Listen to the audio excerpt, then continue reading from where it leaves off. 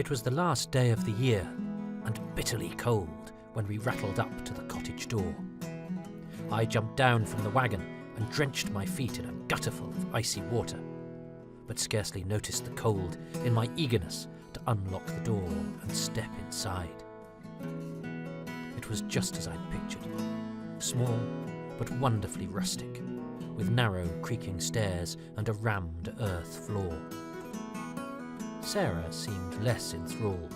She followed behind me, grumbling about the dark and the damp, the poky rooms and the mouse droppings, but I was confident we could make it home.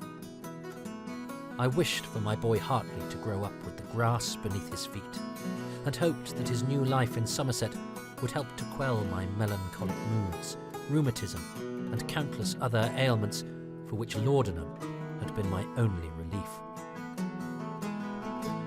I planned to live simply, to raise potatoes and all manner of vegetables to feed my family, to have an orchard and make cider. Most importantly, I planned to write, and each day set out for the hills, a pencil and memorandum book in my hand, making studies of the purple moorland and lush wooded valleys under expansive skies. Sometimes it was even quiet enough at home to pen a few verses, as on one winter night when the others had all gone to bed.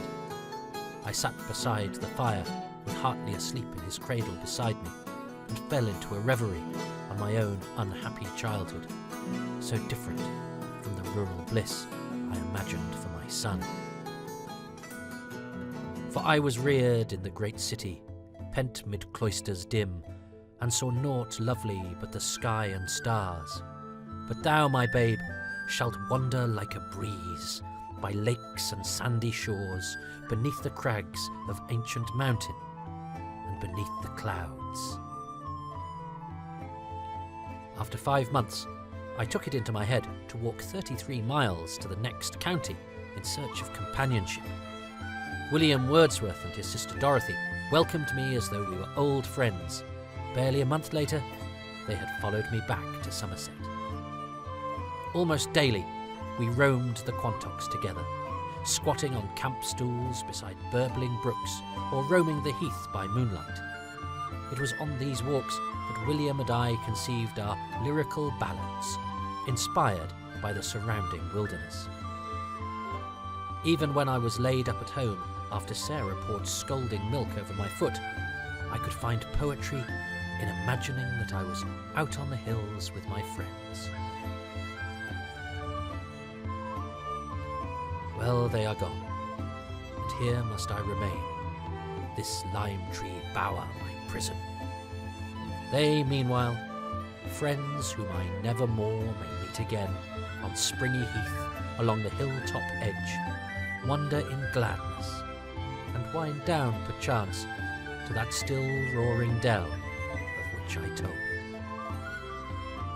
Yet, even in my prison, I saw much that inspired me.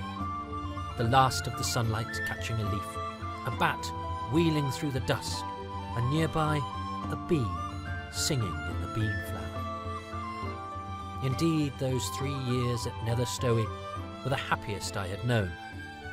But no life is free from troubles, and even there, they found us in the end. Our second son, Berkeley, died, and with the house now filled with grief, we stayed only a few more months. Before the year was out, we packed up our possessions and left, first for London and then the Lake District. I will not dwell on the years that followed, but suffice to say that the words have never flowed quite so freely from my pen as they did in that old cottage. The laudanum that once brought me visions of Kubla Khan in Xanadu now clouds my mind rather than clears it. But when I close my eyes, I can still imagine myself back atop the Quantocks. A green and silent spot amid the hills, all golden with the never bloomless firs.